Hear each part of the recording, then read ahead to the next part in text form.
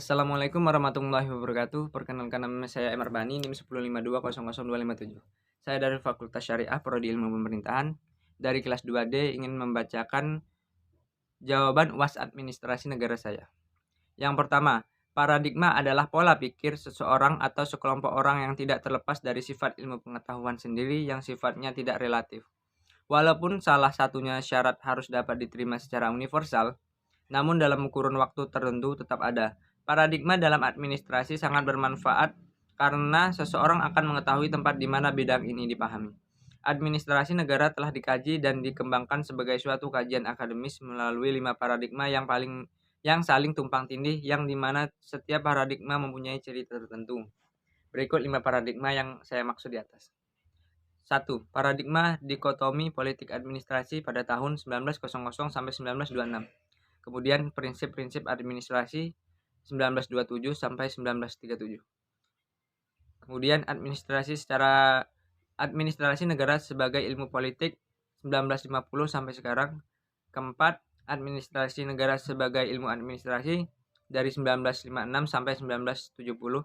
Kemudian yang terakhir, administrasi negara sebagai administrasi negara 1970 sampai sekarang. Kemudian jawaban nomor 2, ilmu administrasi perlu dipelajari karena administrasi sendiri bukan hal yang asing dalam kehidupan sehari-hari, dan kita sering menjumpai di mana saja dan kapan saja dalam aspek kehidupan kita. Walaupun kita hanya belajar dasar saja, walaupun ilmu tingkat ahli merupakan suatu yang penting dan harus dimiliki setiap orang yang ingin berkembang dalam dunia sosial, politik, dan organisasi dalam masyarakat. Contohnya, kita hidup di dalam kehidupan masyarakat modern seperti ini. Berkaitan dengan pola kehidupan, segala bidang menjadi pola kehidupan berdasarkan kerjasama dan keorganisasian. Pola kehidupan keorganisasian ini berkaitan dengan pola kehidupan modern dan cara berpikir serta bekerja secara rasional. Cara berpikir dan bekerja secara rasional ini berkaitan dengan ilmu pengetahuan dan teknologi modern. Cara berpikir modern dan bekerja secara rasional dimaksudkan untuk menghasilkan keefektifan dan keefisienan pencapaian tujuan. Berpikir dan bekerja secara rasional dengan teknologi modern dan dengan pola kehidupan berorganisasi modern ke era efisiensi dan efektivitas memerlukan administrasi. Kemudian untuk jawaban nomor 3, kenapa kita tidak bisa terlepas dari administrasi adalah senantiasa membentuk keteraturan dalam hidup. Keteraturan itu dicapai dengan menerapkan administrasi. Salah satu contohnya adalah ketika kita mendaftar di sekolah.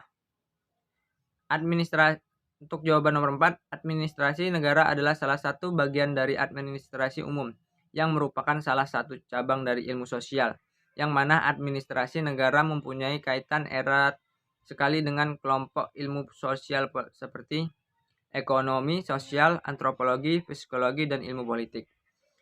Dalam konsep administrasi dikenal dengan adanya dinamika kelompok, teori organisasi formal, birokrasi, wewenang, komunikasi, kekuasaan, dan konflik. Semuanya merupakan input yang berharga dari konsep sosial. Jika kita lihat dari segi sosial administrasi, dikaitkan dengan hubungan masyarakat di mana individu menjalankan peranannya. Misalnya saja dalam mendirikan sebuah organisasi yang terstruktur untuk mendapatkan profit dan dalam tujuan usahanya. Dalam hal ini terdapat teori administrasi dalam membangun struktur, sedangkan dalam sosial mempelajari cara individu berperan dalam masyarakat. Kemudian untuk jawaban nomor 5, dampak dan berkembangnya teknologi terhadap administrasi, yaitu kita bisa melihat bahwa administrasi sendiri merupakan suatu kajian sosial yang perwujudan tertentu dalam masyarakat modern, dan administrasi merupakan ketatausahaan yang bisa mencakup kegiatan catat-mencatat, surat menyurat, pembukuan, pengarsipan, serta yang dimaksud untuk menyediakan informasi serta mempermudah dan memperoleh informasi jika dibutuhkan. Di kemajuan teknologi dan informasi guna mengaplikasikan sebagai media dalam memberikan kemudahan penyampaian informasi publik dan kemudahan pelayanan publik. Contohnya, dalam penggunaan pendaftaran eKTP yang dirasakan adanya kebutuhan akan penerapan teknologi, informasi dan komunikasi dalam mencapai kualitas pelayanan untuk masyarakat dan tercapai transparansi, akuntabilitas, partisipasi, dan efisiensi. Sekian dan terima kasih. Itulah jawaban dari saya. Wassalamualaikum warahmatullahi wabarakatuh.